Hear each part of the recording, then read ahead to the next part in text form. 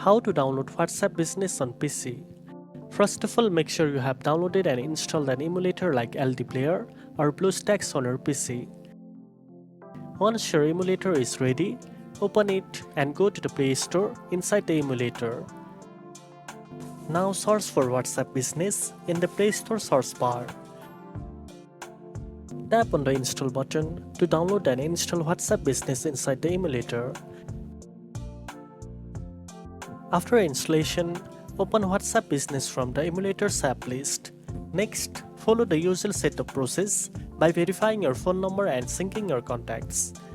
Now you can use WhatsApp Business on your PC just like on your phone with the convenience of a full keyboard and larger screen.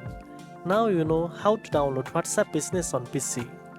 If you found this video helpful, don't forget to like, share and subscribe for more tech tips. Thanks for watching and I'll see you in the next one.